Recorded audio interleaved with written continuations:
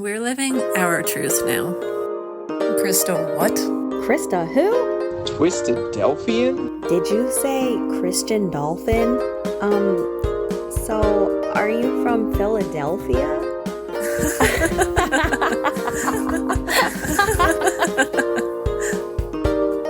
Welcome to the Life After Leaving podcast, an ex-Christadelphian podcast. Hello, heathens, and welcome to the podcast. I'm your host, Zinnia. Today, I'll be interviewing another guest to hear their story of leaving the Christadelphians. Today, our guest is Paul. Thank you for joining us. Yeah, thanks for having us. Yeah. So today, I'd like to hear your story of becoming an ex-Christadelphian. So I'd like to go through what your experience was like as a Christadelphian, what the process of leaving looked like for you, and where you're at now in life, and anything you'd want to share with people who may be going through a similar journey. So before we really get started, I want to ask, how long has it been since you left the Christadelphians? Right. Okay. Now add up all the years. Well, it would have been about 1981 or 1980. So what's that?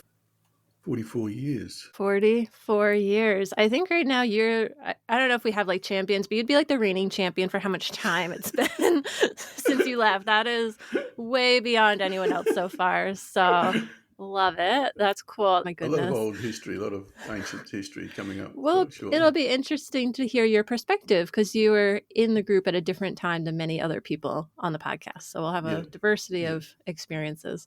And what part of the world were you in when you were a Christadelphian? Okay, I was in Australia in a town called Adelaide, which is a capital city of a state called South Australia.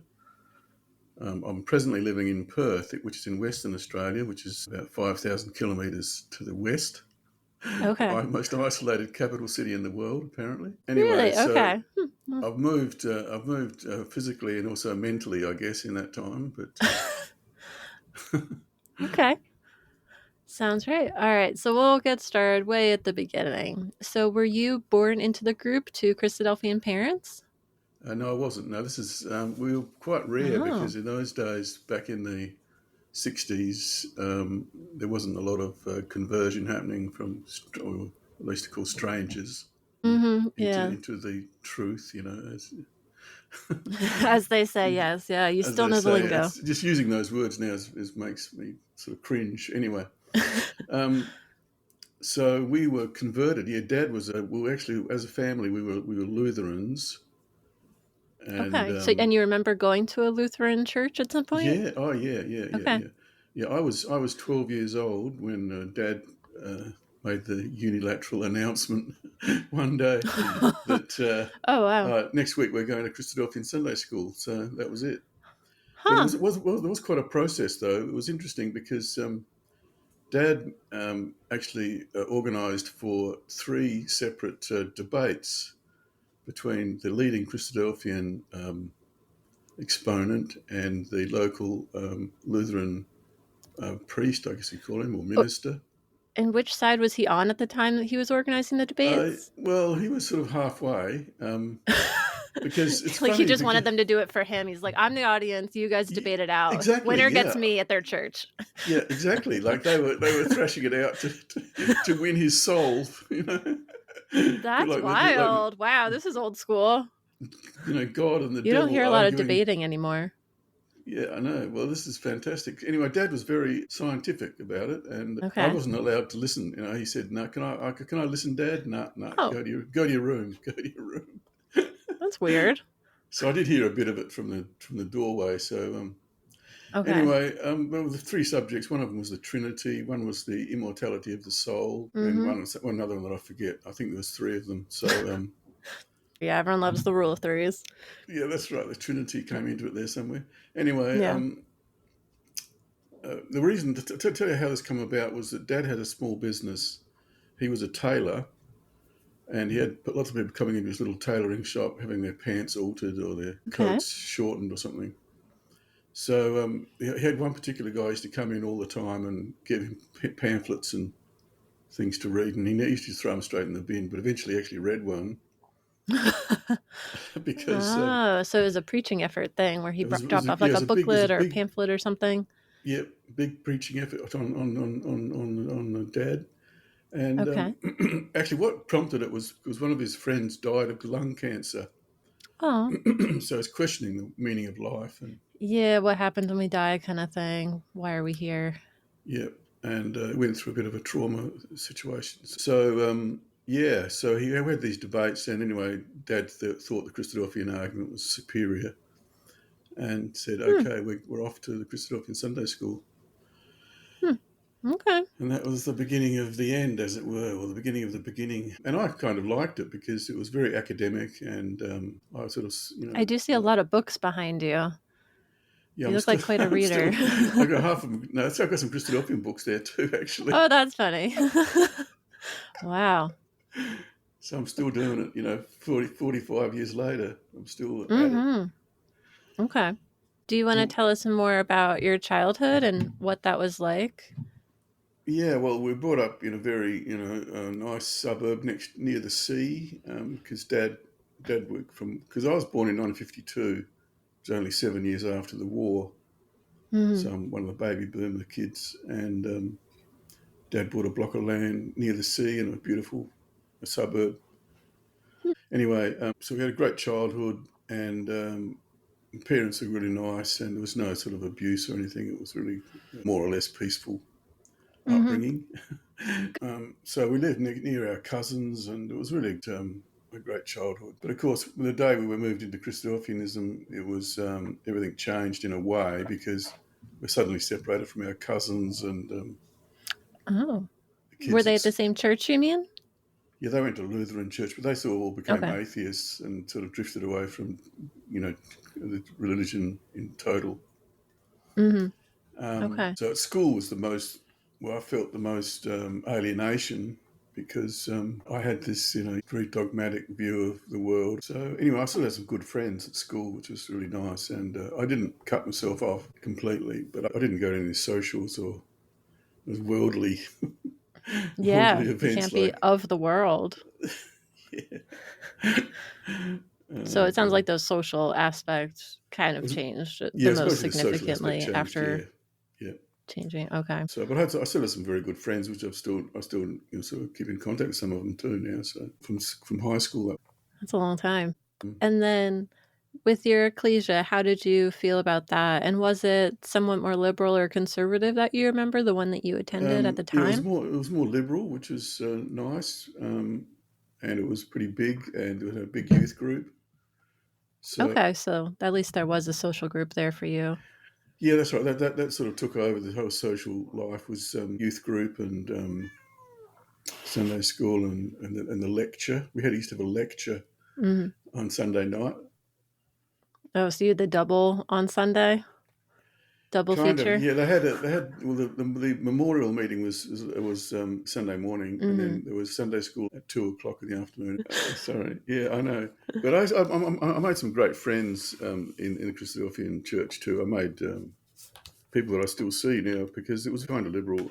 I had some other friends though who went to more conservative ecclesias, so I sort of shopped around a lot, especially as I got more into the sort of the dating age. I had a friend who was Come how on, should I you're put always it, at the dating age. who was interested in looking around. Let's put it that way. And so I used to follow him to these other ecclesias and go to their And see who's meetings there, huh? to check out. Say hi to the ladies. Yeah, that's right. The friends that you've made that you're still in touch with, I'm curious, are many of them still Christadelphians? Are many of them people who are also ex-Christadelphians? Most of them are ex-Christadelphians, Okay. and they've gone two ways. They've either gone into evangelical Christianity Ooh, interesting. Okay. or else atheism. So Yeah, I've there's heard of a lot going towards atheism. I see a lot of that. yeah. But So yeah. but my journey of leaving was quite complicated, which we'll get into eventually. But Yeah, we'll start slow with going through you yeah, younger age. yeah. So I'm now about I don't know 16, 17. I got Hmm. baptized I think when I was about 19, maybe 20, Okay. and that sort of surprised That seems everyone. I about think average for some of the men. is it? Yeah, yeah. Yeah, a little bit on the older side, but still like below 21. Yeah. So career-wise, I went into engineering and went to uni. And we actually got a job as an intern engineer at a big company in Adelaide. So I was still a Christadelphian when I was there working for the company. Mm-hmm. And I remember having some discussions with some of the employees there, which was quite interesting. They sort of thought I was a bit crazy. I was, I guess. But I guess you were outspoken about your beliefs at the time then, if you were willing to talk about it at work. Yeah, I was. If I believe something, I don't sort of hide it. I will, tell people what if the subject comes up, I won't sort of proselytize too much. But anyway, eventually I actually gave a public lecture, my one and only public lecture at the Christadelphian at the meeting. And wait, only one? Only gave one. I think they thought they kicked you out after that, right? Is that where this is going? You're too inflammatory. Well, they couldn't have you there. What was very interesting at that time, see, prophecy was all about Russia, Israel, Christ, and you. Yep. So I've seen some old things about that. Gog and Magog coming from the north and Israel. Mm-hmm. They're very Norse, yeah. Yeah. So this was huge, and it was in the politics and everything. This anti-Russia feeling was going around, much like today, I guess. So anyway, a guy called Whitaker wrote. I think his name was Whitaker. It was a brother who wrote. Yeah, Harry Whitaker. Yeah, Harry Whitaker. I think it was. Yeah, that sounds right. Yeah, I don't think I read it, but I think I know the name just because it's Christadelphians. Yeah. Just hear it. Yeah, he wrote this really good book about prophecy, and he speculated that it was the Arabs who were Gog and Magog, not the Russians. Mm-hmm. And I read this book and was very impressed by it. I thought, yeah, he's right, because at the time, the 1967 war between Israel and the Arabs had already happened, and it looked like maybe this was correct. And anyway, on the public lecture, I sort of went with this theory, and that didn't go down too well. But anyway, I was supposed to talk about Russia, and I didn't talk about Russia. I said, no, I think we've got this wrong, guys. I think it's the Arabs. Oh, you didn't follow the script. Wow. They wanted you to say what they agreed on was the interpretation there. Yeah. But I mean, that's all religious groups. They all have their own interpretation of the Bible. So, but it's funny that even within Christadelphia, that was still a Christadelphian take. It was just not there. I know, like it wasn't from outside. Yeah. It was Harry Whitaker was a Christadelphian. Like, I mean, I wasn't. Yeah, exactly. What's the big deal, guys? No, that was not good enough. So anyway, okay. I actually had a couple of guys from my work actually came along to my public lecture. Oh no. Your one and only lecture, and they're like, only claim to fame. And anyway, they didn't become Christadelphians, fortunately. But anyway, they sort of supported me, I think, because I was a friend, more or less on a friendly basis. Well, that's really nice of them to do that. Yeah. I'm curious, what led up to you being baptized at that age? Anything in particular? Oh, boy. Not really, no. I can't remember. It's all a bit of a blur now. Yeah, I guess I came to the realisation that I believed it, and why not? I guess I couldn't see any reason not to, rather than any sort of divine prompting. Okay, yeah, I mean it's part of the culture, so I'm sure it was brought up and encouraged. Yeah, I should tell you, I've got three siblings. My older brother and my two younger sisters. Me and my brother were pretty famous in the youth group. Infamous or famous? Well, kind of famous because we used to run the youth group for a little while, and we used to publish the magazine. Wow, that's a quick rise from outsider to running the youth group. Yeah, and especially I was a bit of a hanger-on because my older brother was, more handsome, and the girls sort of flocked around him. Well, that's tough. That's a tough situation for you. I was a little brother hanging around, at the wrong time, sort of thing. That's how they always see you. But anyway. So did they get baptized around the same time? No, not really. I can't remember when my brother got baptized. Actually, I can't even remember that. That's interesting, isn't it? He must have got baptized. Probably don't think about it every day. You're like, Yeah. I haven't thought about his baptism in a minute. All right. But even then, I guess I was sort of starting to question and sort of, because I was going to uni. Because what happened was I went to the engineering for 3 years. Mm-hmm. Then I sort of dropped out because of the environmental movements kicked off. Then it was limits to growth and Ehrlich and population bomb, and the world was ending in 5 years' time. Okay. like history repeating itself. Wow. So Yeah. I began to read this end of the world catastrophism type literature and thinking, oh yeah, well the world's ending anyway. So anyway, that's part of the theology. So it fitted into theology pretty well. Yeah, I mean, they talk about it like every day. Like every Sunday, they're like, oh, it's almost the end. Yeah, keep moving the goalposts. It's a problem. Yeah, how many It's always, of those it's always did you live receding through? into the past. It's always receding into the future, isn't it? Yeah, how many fake end of days have you lived through that were Christadelphian that you remember? Because I mean, the millennium was a big one. Oh, at least three? No, what were the big that, three? 70s, I think 76 was a big one. 82, Okay. 84. 82, 84. Wow. I think it was 70s. I think there's at least three that I lived through. We had the...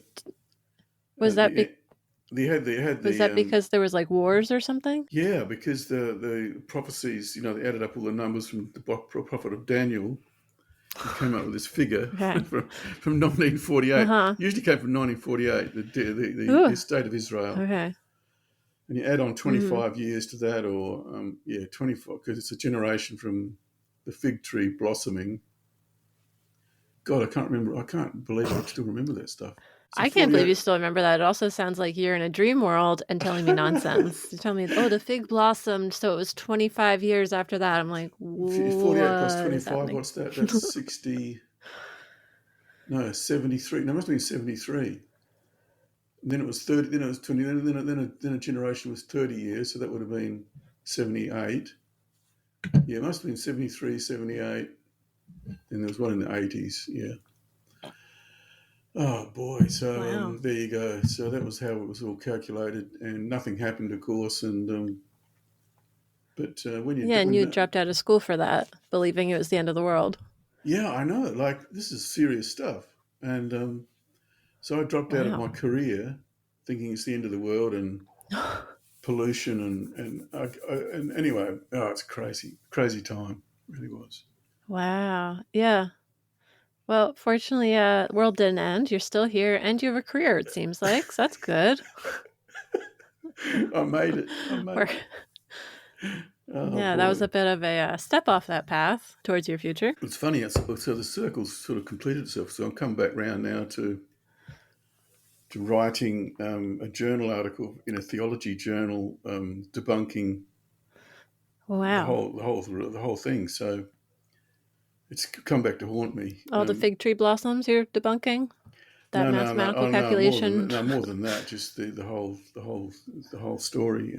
Anyway, we'll get on to that in a minute, maybe. But first of all, we'll get to that at the end. We'll talk about what you're up to. Yes. So why? I'm curious. I just want to ask: did they not allow you to give more talks after your one talk about that Harry Whittaker's viewpoint on prophecy? No, that was sort of the... Did they tell you, or did you just choose not to? The chief guy, what do they call him? Recording brother? Yeah, recording brother. That's the guy. He quietly came up to me and said, Paul, that was very good, but should have said that at a Bible class meeting, which is a Wednesday night, and you get about 4 people turn up. Yeah. And not at the public lecture with your friends in the audience. Yeah. So anyway, he was quite good about it. He doesn't sort of tell me off too much. Anyway, I got the message that was not okay. So I guess that sort of put a doubt in my mind too as to the rest of it. So I'm thinking, well, if I can't look at prophecy and the Bible in an academic way, why are we still talking about Russia if maybe it's not Russia? Because when you're a religious person, you try and fit common everyday events into the prophecies. That's how it works. Yeah, that's why the prophecies are always changing, because they're always looking at the current events and then making it fit that puzzle of what's going on in the current world. Yeah. That's why they can be reinterpreted 20 times over, generations. Yeah. Exactly right. Anyway, everything happened to everything had to end before the year 2000, because then you got the 6 years of Oh, of course, creation. obviously. You got 6,000 years, the seventh The millennium is the 7,000 year plan. kingdom of God. So everyone was very excited. Everyone's thinking, Jesus is going to come back any day. And the rest of the world was also To excited. destroy. That's what destroy with his sword or the breath of his mouth or something. The wicked. So and it wasn't just the Christadelphians. It was common in the sort of zeitgeist of that time that the second coming was imminent. Wow, that was a real positive time to grow up in. Yeah, it was. And of course, it wasn't just Christadelphians who were saying it. So it made you think, well, if other churches are taking on board the second coming and the kingdom and that sort of stuff, well, why can't I just go and join them or fellowship with them? I guess that's true. So it seems like you were more of a critical thinker than they wanted, because I'm already hearing just a lot of independent thinking and seeing things from a different viewpoint and like bigger picture thoughts about things. Yeah, exactly. Yeah, I'm still the same now. Unfortunately, it makes a lot of enemies of people. But anyway, oh, that's cool. I like it. Yeah. Most people, I guess, just follow the herd. Well, that's the easier way, isn't it? Be like, oh, well, that's what they told me. I guess that makes sense. Sure. All right. And just go about your day. I always like to think from first principles. So I would go back and question stuff that you're not supposed to question. Yeah, that's what got Rob Hyman into trouble too, which was another wonderful Australian guest that we had on the podcast. But yeah, you two sounds like we're a little bit of troublemakers. Yeah, well, it didn't. It's got worse, I tell you. This is the beginning of the trouble. Good. Oh, I can't wait. Your trouble is welcome here. All right. So you mentioned at some point you ended up in Birmingham. Do you want to tell me what led up to you being there and what your life was like then? Right. Okay. Well, this is the beginning of the real stuff. Yeah. Okay. What happened was that I kept going to Christadelphian meetings and being part of the group and so on. This is about the mid-70s. I went to uni to do an arts degree. I wanted to get away from science and pollution and all that sort of stuff. So I decided to become a teacher, or at least a person who wasn't involved directly in polluting the planet. Environmentalism sort of took off in the mid-70s, and with the oil crisis and stagflation and economic, collapse almost. So it was very heady times. So I guess the whole world was questioning the use of oil and the use of fossil fuels, and it's a bit like today, isn't it? Yeah. Didn't make much progress there, did we? I was like, this sounds like it was 5 years ago. Yeah, I know, it's crazy, isn't it? Like it goes in circles. So anyway, this was the mid-70s. Well, that's the funny thing about learning about history that people don't realize is truly you see so many things that are cyclical and insightful to the present day in history. It's everywhere. Yeah, absolutely. Exactly. It's no such thing as a new idea. Anyway, so this was the end of the world, and so I thought, I'll just go back to uni and do an arts degree, which I did, and I started off doing until Jesus comes and gets you. Yeah, that's it. So I did Spanish and what else? Drama and psychology, and that was a real eye-opener. That is the most insane combination, but I know. So psychology, especially like Psych 1, was absolutely mind-blowing. How the humans think and personality. It was a great year of very insightful for just day to day. Yeah, so that made me think, oh boy, wow, this is incredible stuff that I'd never dreamt of. And social psychology too, so how humans in groups operate. And then you apply that, of course, to any group like Christadelphians or anybody. So. And then you said Spanish and drama too? Yeah, Spanish, because I got a job in a Spanish restaurant. Are there a lot of Spanish speakers in Australia? No, very few. That's what my impression was not a lot of people speaking Spanish in Australia. No, I got a job in a Spanish restaurant washing dishes, and And I got impressed by the music. Oh, so you wanted... I love the music and the culture. It was Okay. such a positive, optimistic culture. Yeah. And I thought, oh, this is good, the Spanish Yeah, I'd love stuff. to go to like a Day of the Dead in Mexico. Amazing, yeah. And also the other thing was I was going to become But that's a funny reason. Okay. It's going to become a Like a missionary in South America and preach the word to the natives, you know. Oh boy! Well, I know someone that did that in Central America, and it didn't work out that well. It was tough doing it as a second language, so changed a little bit when they got there. Yeah, I know. I never did it. But, and then what about the drama? The drama was because I just love movies and films and plays, and I was going to become a movie director. Actually, that was one thing. I interviewed. Movie director / teacher / everything else. Missionary, my Christadelphian missionary. You're like me. You can't make up your mind with one thing. Yeah, I know. So anyway, I was making home movies at the time, and I took a sample of my work into this interview at uni, and the guy said to me, "Oh, you can already make movies. What do you want to do the course for?" So that was wow. Well, I guess that's nice. That was so kind of a backhand compliment. I'm guessing it was one of those big ones you had to have on your shoulder, like the big...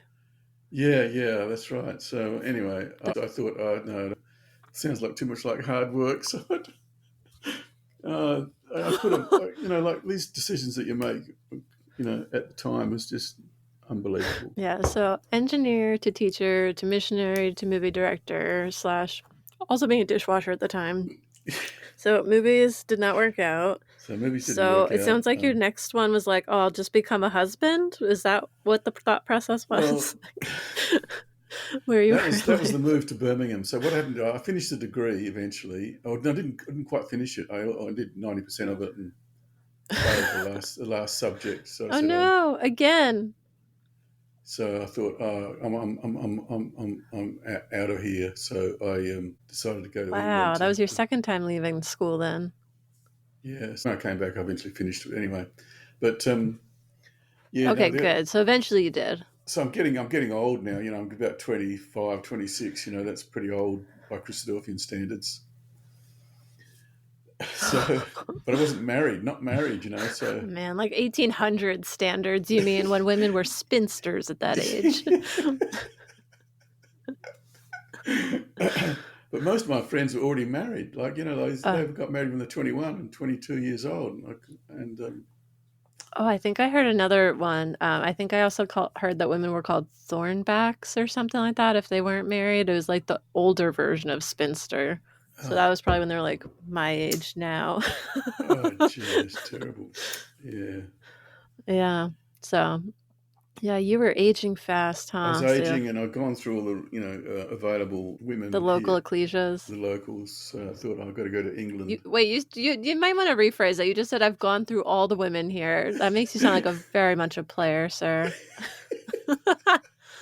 Well, I don't think that's what you meant. You seem like a gentleman. Talk to them after the lecture, Sort of went up and said, "Hi, how are you?" That was it. All right. So you just weren't hitting it off with anyone, basically. No, and I've been around Australia too, because Australia's a great country for Christadelphian social life, because you can go from one city to the other. That's what I hear.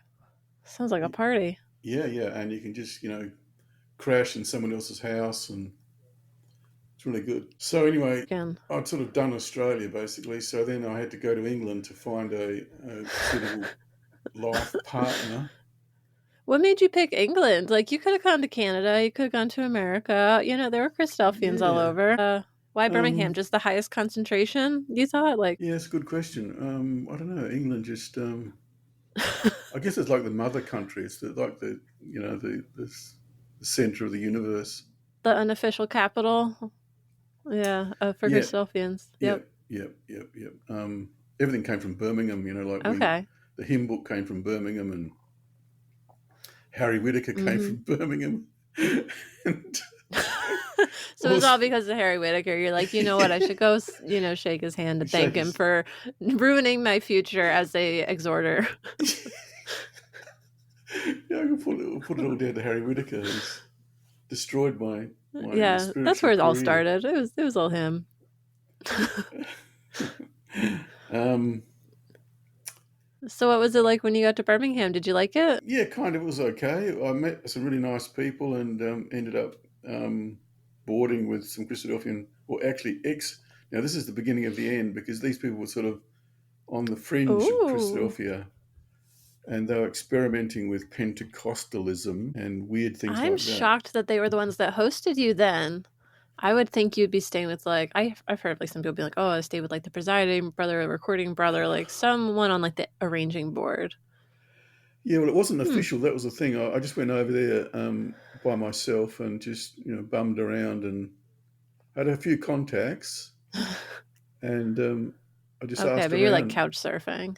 Yeah, a bit like couch surfing, and said, "Look, Yeah. anyone want to put up an Australian young dude like me?" And these people did. Very nice and very welcoming, and made friends with them, and still friends with the guy that I stayed with there. Young guy. Oh wow. That's nice. How long were you in England in the end? Like, About 3.5 years. oh, that was a long time. Yeah, and the first year, I guess I was starting to question the whole basis of Christadelphia at that point. And so being away from your home ecclesia or your home group can be very disturbing because you haven't got that support. So Mm-hmm. I was on my own with all these different people, and I met this group of Christadelphian people who were on the same page as me, sort of questioning and thinking that other groups maybe had the truth as well. And Hmm. the main question was the question of the Holy Spirit. I have to, get down to the nitty gritty of this. It's a theological question of whether the Holy Spirit still operates today. And the usual Mm-hmm. Christadelphian answer is that no, it's the Word, and it's written in the Bible, and you just study the Word, and Mm-hmm. that's the Holy Spirit. Yeah, no more of that laying of hands and magic kind of stuff. Yeah, Like the New healing, and Testament that's stuff. right, healing, and Yeah, seeing things come down from heaven, spirits leaving people, going into pigs, whatever. Yeah, that's right. All those stories from the Bible. Boy. So what happened was well, I met this girl, right, of course, naturally, who was a Christadelphian, and I went to her little That was ecclesia. the intention. That was anyway, she's very, very nice and very Yeah, you sweet. said you traveled countries to try to get a girl, so. That's right, yeah, so I did. And just by chance met this one. But she belonged to a very conservative family, and here comes, Paul from Australia. Coming from Australia too was No. not good because he's a Oh, is that a convict. red flag? Yeah, it's a red flag because I was son of a convict. Oh, wow. Wow, well, that is the old school thing, wasn't it? Way, way, way back in the day, Australia, that's where England shipped people, huh? Yeah. All those bad people, huh? Yeah, it's funny. That's kind of insane, honestly, still. I know this in those And they days. still were like, Yeah, that's right. You had a black mark against your name because Australian. Oh yeah, well, bit sus, Yeah, a whole country. Yeah, the whole country. Wow, that's so crazy. Yeah. Yeah. Because just so much time had passed, and obviously I there was know. even, native people there and so on. Crazy. Wow. Well, Okay, but so that's not a great start. I wasn't related to convicts anyway because my father was a Greek. He came from Greece. No, his father came from Greece. Okay. And my mother was a free settler because in South Australia they didn't have convicts. So she was descended from free settlers. So I guess I could go back to my heritage. Look, I'm not. Yeah. But I was but they had that I was preconception and that prejudice. Yeah. Yeah, I was Crazy tainted. to hear about as like another white person to be like, well, just because of your country, we're gonna think poorly of you. Yeah, I know. And so you hear about a lot more different races. You don't hear as much with like white people and other white people. Yeah, no, this is absolutely correct. And so you're sort of not quite up to scratch, from the start. And being Australian is not being up to scratch. So I had to work really hard to prove to them Well, that I think you're plenty up to scratch. I had to prove to them my bona fides. I don't know. I feel like they'd be more alarmed by like by like the talk that happened. I feel like, did you have like a reputation?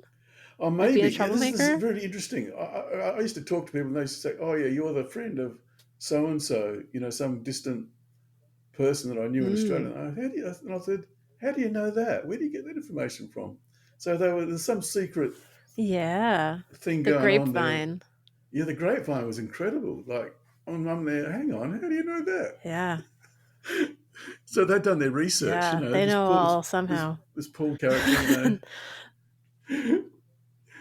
That Um, there's a strong social network. They this just is know who to this is talk to. before Facebook and before Twitter and all that sort of stuff. It was very.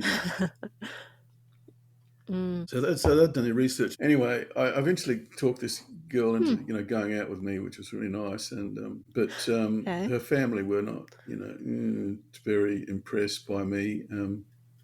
Mm. Although they were very friendly, I can't complain too much. Or I Yeah, was just wondering if it was like appearances, like being nice on the outside kind of thing, like being polite. polite. Yeah, English. Yeah, English people are very different. I don't know. Do you know many English people? Not too many. I know the stereotype of, my family's descended from English people. Yeah, yeah. Well, they have very strict social etiquette rules. Like you do this and you do that. You don't do this. You don't do that. Sort of.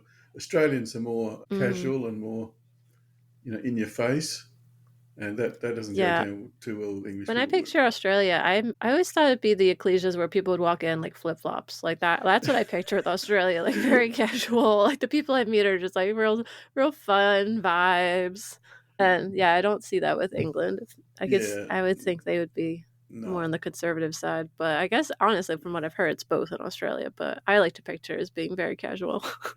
Yeah, well, we had to wear a suit every day, but in Australia, but in those days Hmm. anyway, I don't know about now, but yeah. Oh, Anyway, yeah, that's pretty stuffy. That doesn't seem to fit with the Australian vibe I always get from people. it's a very English. Christadelphianism is a very English religion. It's very based in It English is, traditions yes. and conservative. And like aristocratic kind of a little bit. Yeah, elitist. That's right. It's Yeah, that's another word for it. Yeah, yeah. yeah, yeah. Um, so I came up against a bit of a resistance there. Anyway, I managed to overcome it and got So the parents, okay. yeah, they turned out to be okay. They weren't that bad. Well, that wasn't the main problem. The main problem was my theological questioning, as usual. So I Oh, started. okay. I was The, wondering if they were going to shut it down. no, they didn't. No, they didn't. What happened was that I started getting into the Holy Spirit and reading lots of forbidden books about the Holy Spirit, and met a group of Ooh. Christadelphians, young fellas who. This is back in 1980 or 81, who were Okay. questioning the same things as me and thinking, oh, the Holy Spirit must have something to do with the whole business, and we need to get more emotional. We need to deal with emotional problems, because a lot of Christadelphians had emotional problems and they just weren't being addressed. Divorce too was happening. Some Christadelphian couples were getting divorced, and that was that was really bad. Scandal. So yeah, so scandal. That's right. Divorce was a huge scandal. Anyway, so I met this group of guys, probably about how many? It's probably four of us, I guess. Four horsemen, I suppose. Four horsemen of the apocalypse. Yeah, you guys are the Four Horsemen Club. And I Nice. being a literate type person, wrote a little pamphlet about the Holy Spirit, Uh-oh. designed for Christadelphians to read. Uh-oh. And it was about 10 pages Nope, of that was a bad idea. I can see it coming. It's at 10 pages long, and I've still got a copy somewhere here, amongst all Do you this still stuff. have it? Yeah, I've still You got it. do? Yeah, That's so funny. yeah. Okay. I couldn't find. It could take me forever to find it, but I could find it eventually. Guess. Anyway, so what Okay. happened was every year they used to have a conference in Oxford, and the Christadelphians would all get together and discuss some aspect of the religion or whatever it was. We decided, or I don't know who decided. One of the Okay. guys decided to go down to Oxford and hand out my paper at the door of the Ooh, conference I'm of the sure meeting that room. went smoothly. Wow. He didn't know the word subtle, did he? We were trying to reform the movement. Our best intentions were just to get Christadelphians to think about a different aspect of the faith. Well, that was your intention, was to get them to open their eyes to another perspective and talk about it openly. But what it sounds like is that they probably thought you infiltrated the capital city of Christadelphia and then tried to create a little covert group to create subterfuge just destroy from within, and cause sort a of scandal at their biggest meeting of the year. Yeah, like a fifth column sort of thing. Yeah. But these guys, I was the only Australian. Yeah, you just came out of nowhere. All the other guys are local English dudes, who came from respectable families. Yeah, naturally. But I don't know, I was. So you're obviously the bad influence, I'm sure. Yeah, having written this pamphlet was not good. So that was the end of the relationship with the young girl. Oh, did she? How did that end? She left with that, or? No, it was more complicated. It was to do with other stuff as well, but I won't go into sort of the nitty gritty. But was it you changing? It was more too. I guess I can. I just say briefly that she had a sister who had cancer, and being a young nubile fellow, I didn't really understand what was going on, and she wanted to stay in England, and I wanted to take her back to Australia, and she said, "No, I can't go back with you." Yeah. Because I need to look after my sister, and I couldn't see a future in England for me permanently because, Mum and Dad were still in Adelaide. And so the plan was not to stay in England forever. It was just to, pick up a nice wife and go back to Australia. So. A woman who wants to see the world. Yeah. A woman with no ties to her home country. Yeah. So anyway, so that's what happened there. Yeah, that was the one downside of traveling for that. Yeah, that can happen to anybody, any. But to be fair, that happens a lot with Christadelphians. I grew up in a large family, and they were all raised Christadelphian like I was, but most of them ended up staying, and so that meant having to find your spouse within Christadelphia or convert someone, and the majority found someone that was already in Christadelphia, so they traveled. So now I have family from around the world. So now I have, someone that married into the family from Australia and someone that married into the family from Canada and people from all over the United States, like all different regions, out in the Pacific Northwest and people from down south. And, it's interesting to see that as they've all had to have that conversation of who's going to move, but it does help when they're both Christadelphians and they know they'll move somewhere with the ecclesia and like that community. But it becomes tricky because there's a lot of moving. If you want to date as a Christadelphian, typically, like one of you. Yeah, that's exactly right. Yeah. So. Yeah, well, she was willing to move, but just she had this thing she had to do, which I didn't really comprehend. Yeah, the family at the time, which was issues. important. Yeah. Anyway, the other thing was I couldn't see myself going to the ecclesia anymore because I started going to this little house church in Birmingham, and I couldn't go back to Christadelphian church. I just couldn't do it. So then we make a decision, which way to go. Okay. So you finally hit that point of realizing you didn't really believe what the Christadelphians believed, it sounds like? Yeah, that's right. So we had a meeting, the usual sort of disfellowshipping meeting, which was very friendly, actually, and I didn't realise what was going on. These guys just phoned me up and said, well, at least you were at yours. Yeah, that's right. There's opportunities to say something. Yeah. Most of the time it's a secret meeting, so... Oh dear. So anyway, these guys came around to where I was staying, or I can't remember. I think I went to their house or something, and we sat around for about half an hour, and just was that chat. In Birmingham at the time still? Yeah, that's in Birmingham. Yeah. Wow, that must be so awkward for them to try to disfellowship someone from a different country, where it's not even like your home ecclesia or anything. Well, it wasn't formal. It was just, how are you going, Paul? What do you think about this and that? And so I think they were just trying to figure out what I actually believed. So it wasn't formal. I never got a letter. Okay.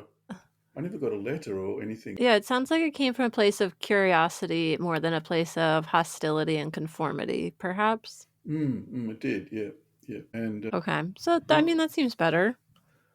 One of the guys was actually a friend of mine too. But so it was a bit weird, sort of a strange situation. But I guess someone from somewhere had sort of given the order that Paul needs to be investigated, and so they organised a meeting. But nothing formal came out of it. Just oh, how you going? What do you believe? Blah blah blah. Were you still living with Christadelphians at that time? These ex-Christadelphians, yeah, because I think they left about the same time as I left. That's actually kind of convenient. Okay, so they weren't going to kick you out. No, there was a whole movement. It was a seriously threatening movement within the Christadelphian church at that time, that a lot of people were leaving because of the question of the Holy Spirit. And really? So it wasn't just you? It wasn't just me. And then my brother comes over to England to visit and to check out how I'm getting on. So I wrote a letter to him saying I was very depressed and didn't know what to do. So he came over to England and he followed me, I guess, or he followed the trend of moving into evangelicalism, and which I was moving into as well. And if the relationship had ended and you were no longer attending the church, the local ecclesia, what were you doing? Why did you still decide to stay in Birmingham at the time instead of just going back to Australia? Yeah, that's a good question. Why? Oh, I guess because I was in this group and I met another woman who came from South Africa. Oh, wow. Wow. And we fell in love and got married within 3 months. So that was a bit of a... Oh, wow. It all happened very quickly. So I guess it was at the tail end of my conversion to evangelicalism that I met her. I met her in the house of one of these guys that was also questioning one of the four horsemen in London. This is going to London now. So London was a bit more radical. Okay. And she rocked up, and that was it. So we fell in love, and then got married in 3 months, and then decided to go back to Australia. And that very next day, we caught a plane to New York and went through the estates and did a few things. So that was like your honeymoon was exploring the United States? Yeah, it was, but it wasn't. It was very brief. It was only. It was crazy. It was absolutely crazy because we could have stayed there and had a good time, but she wanted to go back and meet my family and sort of establish a relationship with my parents. Anyway, I guess that's normal, but I was more casual about it. But anyway, I mean, you were married, so I could see her being like, "Hey, I want to know your family." I guess that's probably a good sign. Yeah. Anyway, and what religion was she? Well, she's also ex-Christadelphian. Was she evangelical then? No, she was for Christadelphian. Okay. Oh, so okay. Yeah, so she was ex as well, and her story is actually quite interesting, but I won't go into it. But anyway, she came from South Africa, and so a lot of South African Christadelphians. You might want to interview some South African Christadelphians too, if you can find some. I would love to, but I've yet to have any reach out to me. So if you want to send them my way, let me know. Yeah, I will. I'll reach out to them. Yeah. Because the similar story to Australia, where they've got ecclesias around the place and they're all looking to England as the mother. Anyway, South Africa's political situation was different from Australia's, and anyway, so she ended up in London, and I met her in London, and that was it. Yeah, I had a friend who was from South Africa, and she would tell me about the wild politics, and she left as well and has not returned there. Yeah, well, the story continues. So what happened was we went back to Australia. I finished my degree. Okay. And I thought I'll get a job as a teacher. And then Great. Couldn't get a job as a teacher because there was, I don't know, some financial constraint. So that was the end of that career. So then I decided to go back to engineering and did 1 year at a college and finished my engineering. A certificate in engineering, so that was good enough. So then, so you're racking up certificates now and degrees. This is the beginning of the. You're just collecting them all now. Diplomas and. I've still got some here. You went from not finishing them all to just being like, "Oh, I gotta get through them all." I'll get you some more. I haven't finished yet. The PhD's coming, eventually. Oh no, I know. I'm aware. Can't wait. All right. So anyway, so Australia, the beginning of the 80s was economically a bad time. The whole world was in recession, and so we couldn't get a job in Australia, so we decided to go to South Africa. So we went to South Africa for a year. I worked as an engineer, and we Wow. could have immigrated. We could have stayed there actually, but at that time there was beginning to be trouble because of apartheid, and the future of the country didn't look too bright. So we came back to Australia. So I got a job as a teacher here in Western Australia in a Catholic school teaching maths and science. That's funny. I know. Left religion just to kind of end up working in a religious setting. I know. Like it's crazy. Anyway, I met a couple of people in the school teaching. Couple of young guys, and I'm still friends with one of them who is, or both of them actually, but one of them especially, who was reading Carl Sagan. He was a big My teachers loved Carl Sagan. Yeah, he was a big Carl Sagan fan, and he got me into Carl Sagan. I thought, this is brilliant. This stuff, this is absolutely brilliant. And so that was. I'm drifting away now from fundamentalism to evangelicalism to scientific atheism pretty quickly. And all right, I see the trajectory. You've been going through lots of different phases. Yeah, so that was my religious deconversion, I guess. So that happened in Western Australia. So I didn't go back to Adelaide immediately from South Africa. So I was away from the group again, and just isolated in this tiny little country town about 2,000 kilometres north of Perth. So,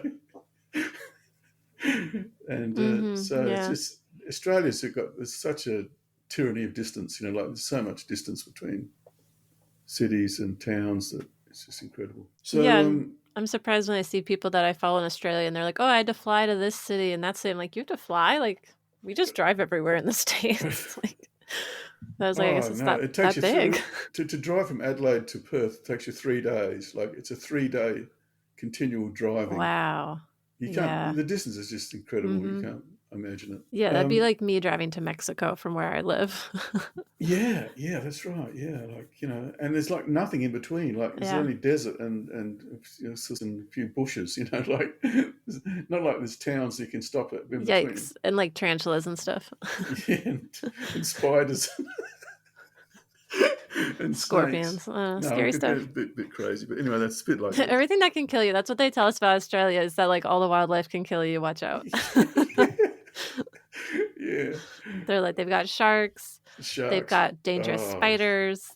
Yeah. So I'm teaching, and that was in '85, I think it was. Teaching in Carnarvon in Western Australia, in a Catholic school, and teaching maths and science, and but I was a hopeless teacher.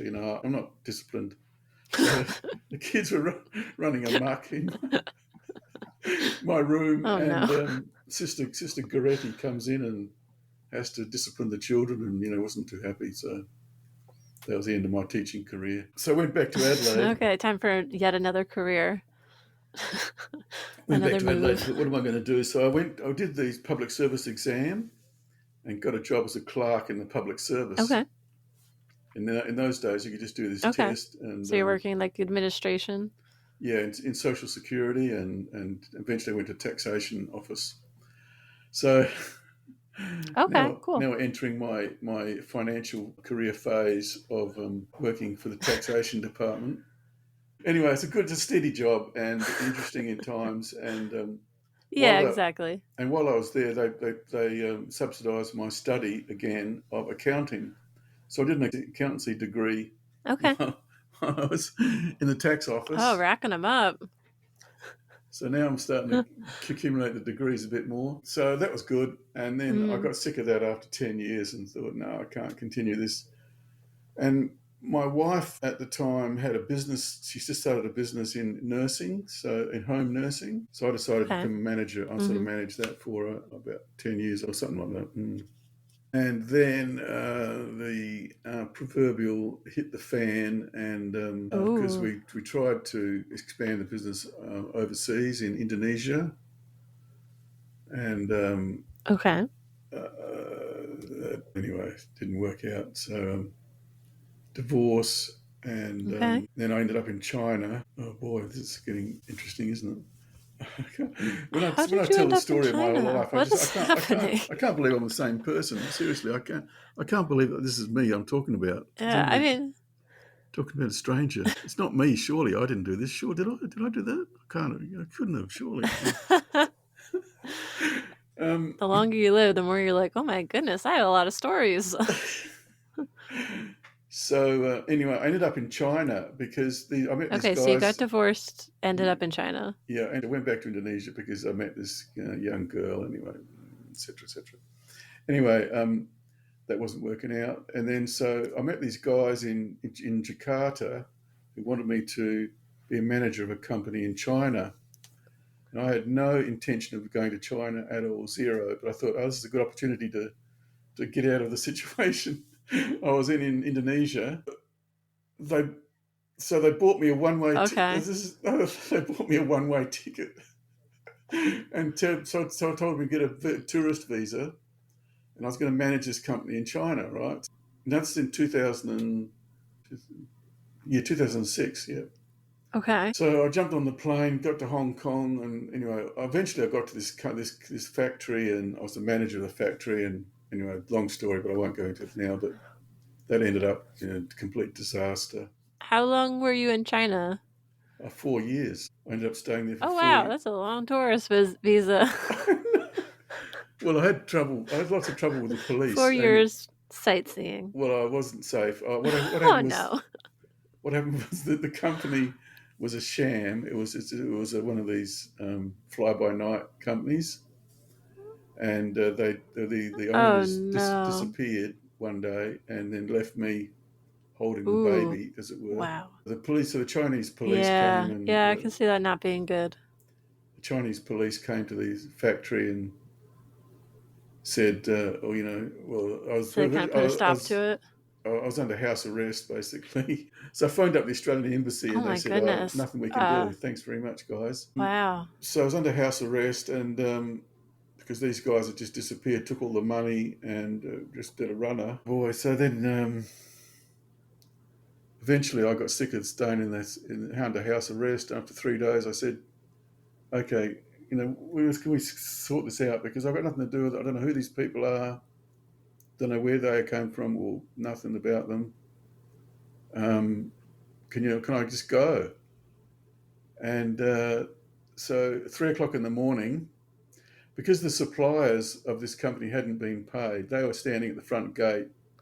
They were going to kill me. Okay. And I was under, a little bit of danger happening there, so I didn't want to go out. Anyway, the police... Understandable. Yeah, police were very good. The Chinese police, I tell you what, people say the Chinese police are bad. They're so understanding. They were incredible. I got nothing but admiration for them. Oh, that's a good experience, at least. Okay. Yeah, they could have thrown the book at me because I had the wrong visa. I had a tourist visa for a start. Well, yeah, that I already saw a red flag. I was like, that's if it's a legit company, you should have a work visa. Come on. Tourist visa. First red flag here. So no permission to work in the country. Here I was managing a company. Yeah. And then the company had disappeared. All the money had disappeared out of the bank, and I'm sitting there. Well, I don't know, nothing to do with me. Yeah, well, it didn't go to me. You can check my account. I don't have it. Sorry. Dang. So the government guys turned up and everything. Like, it was huge. It wasn't in the papers or anything. It was just, like, they just tried to handle everything a bit quietly, which was good. Anyway, Okay. this happened on Friday. Then Monday night, all the employees live on the premises in the factories in China. They sent all these there's buses. They bust out all the employees. 500 employees just disappeared overnight. But the company hadn't been paying its social tax, like social insurance. So it wasn't legal. Geez. It was all illegal, and so much cash. I've never seen so much cash in my life. Well, another red flag. Excuse me. That one was there. That was there. I was so naive. I can't believe it now that I fell for it. Anyway, I couldn't. It wasn't none of my money. It wasn't my money, so I couldn't. I thought, I don't care. It's not my money. Anyway. Yeah. Kids, learn a lesson from this talk.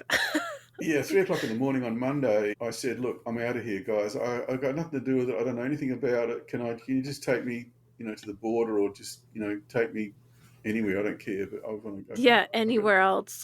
Just want to leave." So they did. So they said, "Okay." They took me down to the local police station, and I did a statement in Chinese. I had my interpreter there too, so he was, translating it. So I had a rough idea what it actually said. Helpful.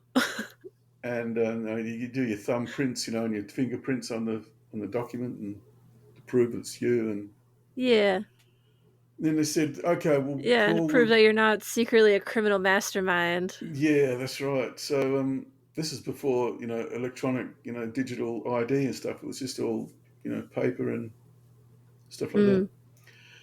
Yep. So they said to me, "Okay, Paul, we can take you to the border. You can just cross the border back into Hong Kong, go back to Australia, or what do you want to do?" I said, "I'll just take me to the nearest town, which was about 10 miles away." You probably will believe this, but anyway, the reason is I'd met this. I'm terrified. Another woman? Another woman. So she was really nice. Did you meet another woman? Yeah. In 6 weeks, I met this. So you didn't leave China because there was a woman there? Yeah. I know. I know it's crazy. Look, it's just absolutely crazy stuff. So, how much longer did you stay in China? 4 years after that. Yeah. So, wait, I thought it was 4 years of managing. No, it's only 6 weeks of managing. No, 6 weeks. So the factory folded after 6 weeks. 6 weeks of managing. Yeah. And then you stayed for another almost 4 years. Yeah. Wow. What did you do? Well, we're going off topic, but I'm just genuinely curious. I taught English. Because when I was in Adelaide, I actually did an ESL certificate, another certificate. So I became an English teacher. English is a second language teacher. Paul. Of course you had that. Of course you had that certification. Naturally. Yeah. I got a whole stack of degrees here. 6 inches high. You just keep a file folder of your certificates handy that you just flip through. You're like, which one will I use today? So that was good. So I was teaching English in China for 4 years. And anyway, it gets a bit complicated. But anyway, that was basically it. And came back to Australia in 2010. And you came back single, I assume? No, not single. With another Chinese lady that I met after the first one. So anyway, there's two of them. There's two in China. There were two. So the first one I couldn't hang around with any longer. That was just couldn't continue that. So the second one was very nice, and I met her. Okay, but it's kind of funny that you just were never dating Australians. You dated a lot of other women. I know. And it's all weird. From all different countries. You got what? Indonesia, you're in South Africa, you're in China, you're in England. I was not expecting any of that. This is getting hilarious. I can't wait to see what countries the next woman came from. It's just not Australia. Oh, gee. No, I'm past it now. I tell you, 72. How old am I? 72. Whew, getting a bit old for this sort of thing. So anyway, what happened then was I came back. Like I said, you're never too old to date. Yeah, that's right. Then I got the present lady. Got her a visa, so she's got permanent residence. So she came to Australia, and we lived together for about 5 years. Mm-hmm. And then she decided to go back to China and start a business in China. Okay. Which she's still got, and we still hopefully a legit one. Yes, it is legit. Yeah. But no, it's legit. It is legit, and well, as legit as it can be. And anyway, so she comes and sees me every 12 months, and we still got the relationship happening, which is nice. But one of the reasons she left was that I did another certificate. I did a degree. I did a master's degree in ESL linguistics when I came back to Australia. Okay. So, even though you're now living in Australia, you went back for more ESL. Well, yeah, kind of. I did a bit of ESL work in Australia, after I came back, and then I did a certificate in ESL at a local university, and then they recommended that I do the master's degree. So I did a master's degree in ESL. Okay. Which proved useful for about 6 months. Anyway, but there's a lecturer there who was an ex-Mormon. Now this is where it gets interesting, and he started talking about his Love it. journey out of Mormonism during the lecture. Mm-hmm. And I thought, this is interesting. How come this guy has a similar experience to me? And anyway, it got me thinking about religion again, because up until this point I was just didn't care whether Jesus existed or not, or whether it's true or what was true or not true. I knew that it wasn't divine. And I've been an atheist for many years, and I've been reading Christopher Hitchens and Dawkins and these guys, and so I'm a confirmed atheist by this point. Okay. And then anyway, I finished the master's degree, and then I remember, and it was in November 2015, I suddenly had a light bulb moment thinking, where did Christianity come from? What was the origins of it? And I came up with a thesis. I don't know why. I just it was from the devil probably. That the whole religion. You say thesis. Did you go back to school, Paul? Yes, Did you go back to school? Yes, I did. Yes. You guessed it. Again. So. Yep. Well, I knew we were looping back to it eventually because you are still currently in school, correct? I'm in school right now. Yeah, I'm doing honors degree in ancient history, classics in ancient history. Yeah. Oh boy! So what I did for 2 years, I researched this question of whether Christianity was the result of the Roman-Jewish War in AD 70. When the temple was destroyed. I don't know the answer to that. Okay. Yeah, well, you need to read my book. Or maybe not that book, but anyway, something. Clearly. Anyway, so... For your thesis, yeah. So, I don't know. So I just got really hooked on this idea and started doing some research. And because the university that I did my master's degree had got a great theology section in the library, and I got a part-time job in the same university as an exam supervisor. Okay. And that gave me kind access. Like proctoring students? Yeah, that gave me access to the library. So I used to go into the library and... This sounds so magical. This feels like the start of a novel where you find something magical in the library. I'm very excited for you. Yeah, I know. Why did this university have this theology section in the library? They don't teach theology. They had nothing to do with theology. It was. Oh, really? It was just these. Oh, that is a good question. These books are just sitting there for me to come along to in 2016 and start reading them. Mm-hmm. And anyway, then an atheist reading these theology books. Yeah, that's right. Yeah, and I just sort of blow the dust off the books, as I was taking them off the shelf. I copied them, and this is because I knew that they were very rare, and nobody in the university was going to care less what happened to these books, which is true. Just turned out to be quite true too, because now they've dumped them in a dumpster and thrown them out or something. I believe. Terrible. Oh, anyway. No. Yeah, it's crazy to me when libraries do that, when I'm like, pretty sure plenty of people would like those books. Yeah, I know. I couldn't get it. I said, look, give them to me. I'll buy them off you. I don't care. No. We've got to throw them out. Oh, shit, no. Anyway, so I had access to books. I had an idea. So here I had all these degrees, accountancy degrees, teaching degrees, and just sitting there. Yep. Studying, reading these old theology books. Engineering.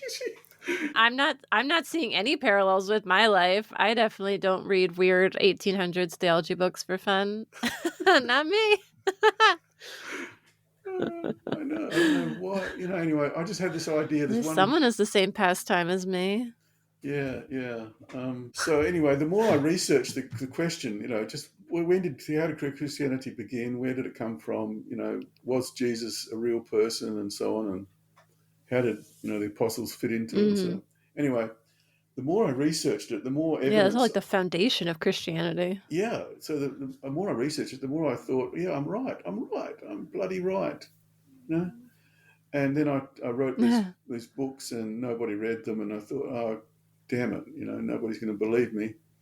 So I went to another university, local university. Well, people like to hold on to their narrative as well.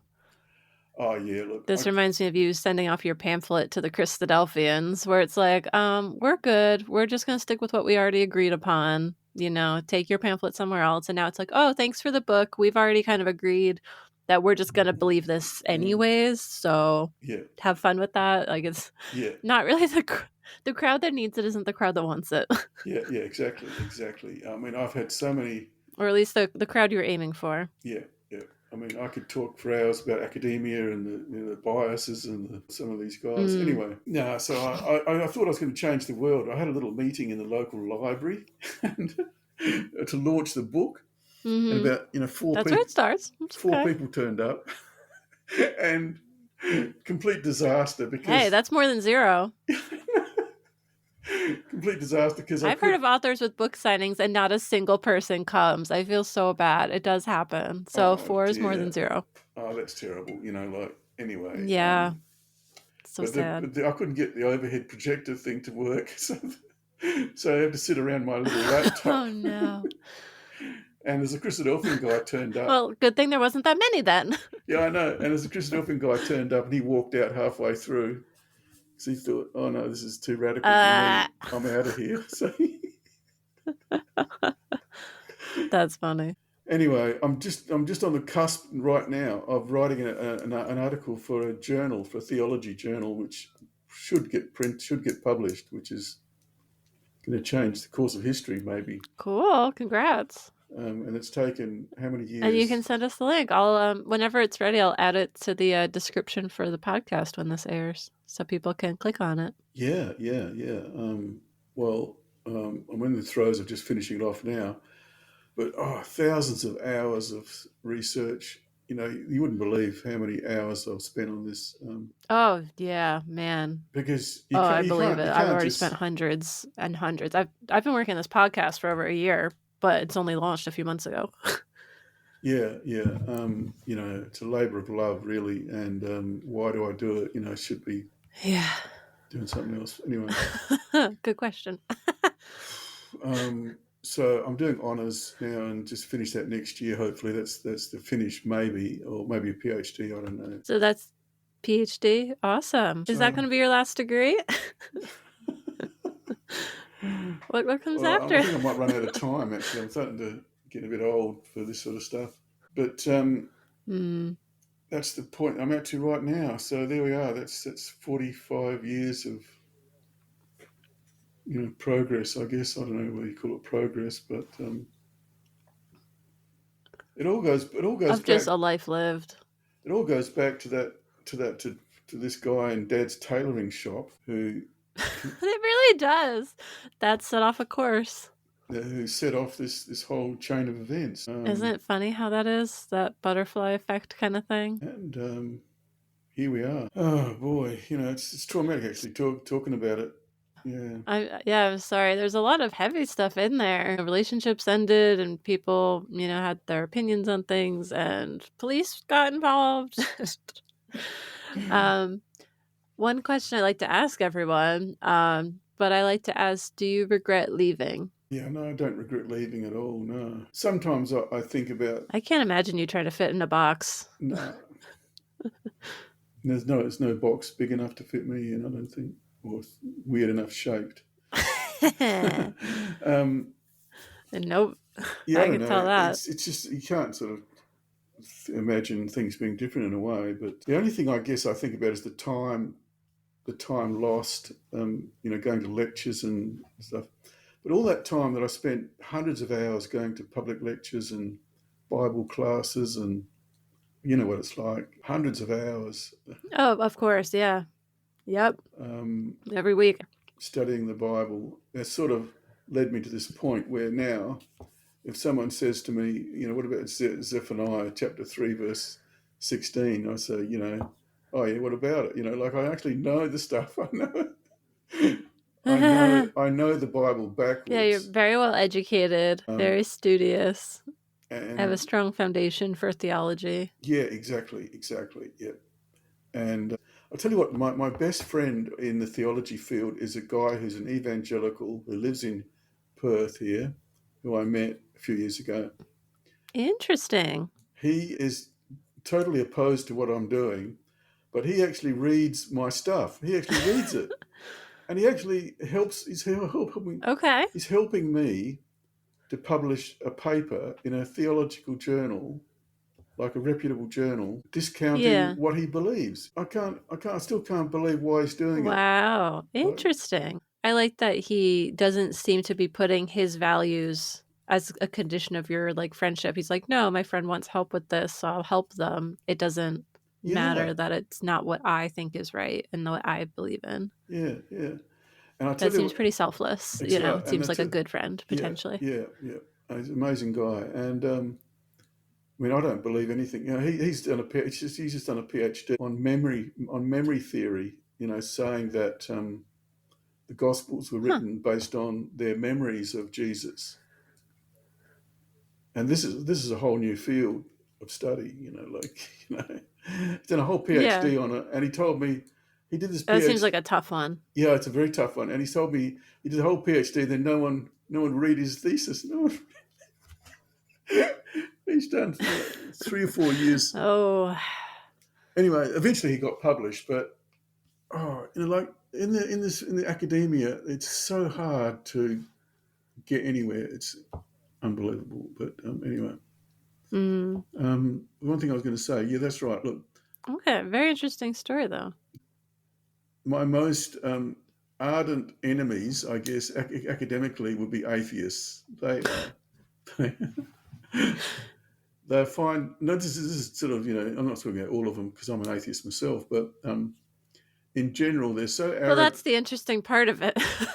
They're so arrogant, like I would say, oh no, this happened, that happened, in history, this Jesus did this, blah, blah, blah, blah, without any evidence. And then they'll say, I'm right and you're Okay. wrong. And, and Yeah, I definitely, even when I was reading atheist books, I noticed a lot of arrogance, in a lot of the writers. yeah, so it's really interesting, how you find your friends and who your friends are and what people are honest and people are questioning and whether they're Yeah, it's all genuine. about their character.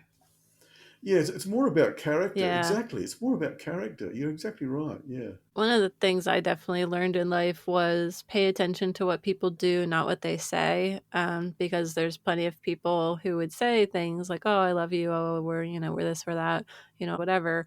But then plenty of people who did not show me love and support, who said they love me, things like that. Whereas you have other people who people say like, oh, they're bad, they're outsiders, they're worldly, they're atheists, whatever. And then, a lot of those people were people who showed up for me, someone who was, transgender who showed up and helped me move when no one in my family would show up, who showed that character, someone who, had been an outsider who showed up when, the Christadelphians didn't and things like that. And so it's just interesting to see where I had to learn. I was like, okay, eventually I had to learn to just accept the way people treated you, and that's the way they are. Don't expect them to be different and how they say they're going to be. You can't always trust what people say, but you can see who they are by what they do and how they treat other people. Exactly right. Yeah, and I treat everyone, I try to treat everyone the same now, which is a bit different from the Christadelphian worldview, where you've got us and them.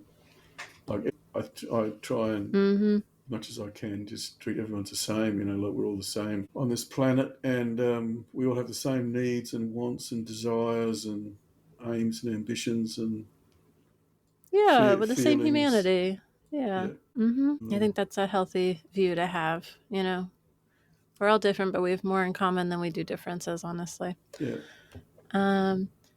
And you also had mentioned to me that you had a website and like your own project there. Do you want to explain a little bit more about the website? Yeah, well, okay. I've put all my work, or most of it, goes on my website, which is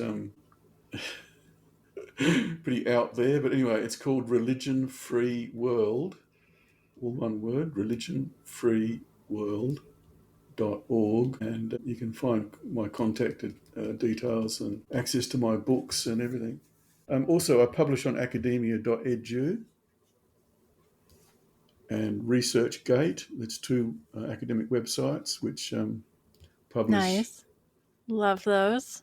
stuff that's not peer-reviewed sometimes. So my latest foray into this is to get peer-reviewed and to get, academic recognition. So I first of all went down the popular path thinking, people will just, grab this idea and run with it. But no, people are very afraid. They're afraid to take on new ideas unless someone gives them permission to believe it. I think that's probably true. Yeah. Especially when they're raised with one way of thinking and told that's right. I think it can be even scarier for some people.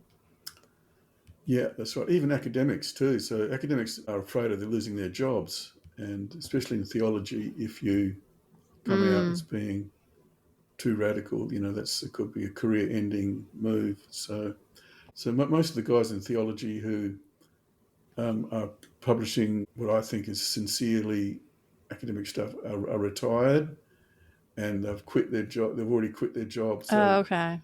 they're free then to just... They don't have that hanging over them. Yeah, to run with it. And people like me too, who, I'm on an old age pension, so it doesn't matter what I say, it doesn't affect my income. Mm-hmm. But if I was working for a theology college or that's good university, I'd have to watch what you say. Yeah, it'd be different. So it's been a journey. I was just thinking of just like historical examples, like when they discovered that germs spread by people not washing their hands in hospitals and spreading disease, and how those people were like blacklisted who encouraged people to wash their hands, and how it took so long for doctors and the medical profession to acknowledge that that was better and that could be life-saving, especially for like women who had childbirth, and so that their survival rate was so much more for people who wash their hands. But they're like, that's not how it's done, that's not what we think about it.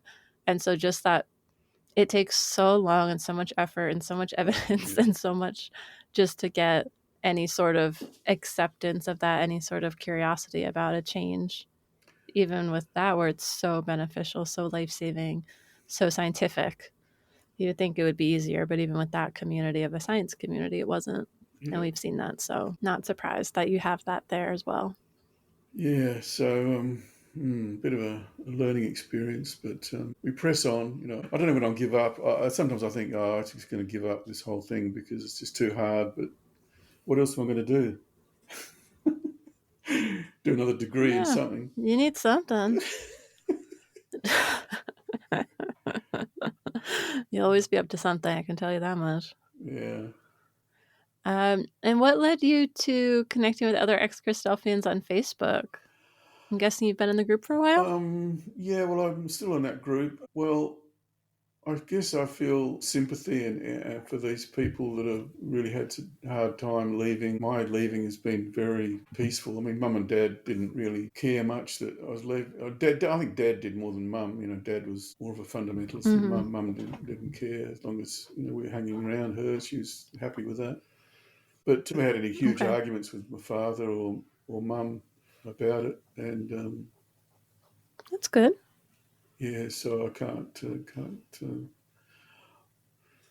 say that I've had that experience a lot of Christadelphians have had, with being banned and blacklisted. Yeah, the drama. Yeah. Well, I mean, that's good. And everyone's experience is unique, Yeah. Are there any resources or anything that you would recommend to people? I don't know. It depends where they're at, I guess. I mean, it took me years to get from the point that I am now from the beginning. Like, it took me decades. So I don't know what point people are at. Yeah. I can't sort of say, well, you do this, because I don't know what point you're at, in the leaving process. So many stories. I think everyone has a different perspective and different things that were helpful, or a different place in their lives to speak on things. So anything that stuck out to you, you're welcome to share. But yeah, of course, everyone's going to have to make that decision for themselves. Yeah. It's also a personal decision. But meeting certain people helped me get through it, especially working at the Catholic school in Western Australia. Meeting some of the teachers there and making friendships with them was really helpful. Although at that time I was more or less out of it anyway. I was pretty well, ex everything. But Mm-hmm. I should mention the relationship with my brother, which has not been all that good since he stayed in the evangelical movement, and I've moved Okay. on. But as long as we don't talk about religion, we get on really well. So No. sometimes Yeah. sometimes it's just best to avoid the Okay. subject. Just talk about stuff that you have in common. Mm-hmm. So I guess one thing I could say Understandable. is that if you've got a sibling or a close personal friend or relative or something who is still in the group or whatever, just avoid the subject. It's better try and scoot around it as best you can. Just keep up the personal things that you have in common, so you don't lose the Yeah. person completely. Yeah, Tough. you have to pick your fights. You won't win any battles Yeah. trying to persuade someone to believe something differently. Yeah, and I think that's something that's come up with the podcast where we're like, oh, like, are you trying to get people to leave? I'm like, no, I don't even think it'd be worth my time. Like, I don't think they're, No. People who'd want to listen. And why would I want to tell someone what to believe? I don't want them to tell me what to believe. Like, I don't think it's worth anyone's time to do that. If you want to listen, you can listen, but I'm not going to force you. It's just out there publicly. So you have to make that choice for yourself. And then whatever happens, happens, But the way you are going to think about it and what your concepts your mind's open to and, what you think, that's all on you. It's your religious beliefs are a personal belief. Yeah, and you got no control over the path that person's on. Yeah. Yeah. And neither have they. It's fine. I mean, you guys grew up in the same family and you guys ended up in completely different theological views at this stage in your life, Yeah. You can have so many things in common, but still end up completely different. Everyone's unique. Yeah. Is there anything else that you wanted to share? Really, but if anyone wants to get in touch with me, they can through my website. Sounds good. And like I said, I can I'm I on can share the Facebook. website link. Yeah, people can also, I'm sure, find you in the group. Yeah, if I find me in the group, they can message me if they want to. But I don't know whether they want to. But anyway. Well, thank you for coming on and sharing your story. It was a wild ride. But I very much appreciate you being open and sharing such a unique story. Like I said, someone that's been out for a long time, so I'm sure it was very different reflecting on something that was much more affecting you during your younger years, but it's been interesting to follow along with your theological kind of growth and journey through life as you've explored different things and come to the point where you're actually interested in theology now, but in a completely different mindset and viewpoint. So I wish you all the best with all of that. And I appreciate you taking the time to reach out about coming on the podcast and share yet another unique story of an ex-Christadelphian. Well, thanks, Zenia. Thank you, everyone, for joining us on the Life After Leaving podcast, and we'll see you next time. Thank you to everyone who has helped make this episode of the podcast possible. Today's episode was edited by me, Zenia. I'd also like to thank Al Kroons for creating our intro music and the ex-Christadelphians that submitted audio for the intro music. If you'd like to join our community, you can find us at the group for ex-Christadelphians on Facebook. You can also follow our social media on Facebook and Instagram at Life After Leaving Podcast. If you'd like to come on the podcast, reach out to me at lifeafterleavingpodcast@gmail.com. And if you're enjoying this podcast, please consider leaving a rating and review or sharing this podcast with a friend. That's all for today. Thanks and see you next time.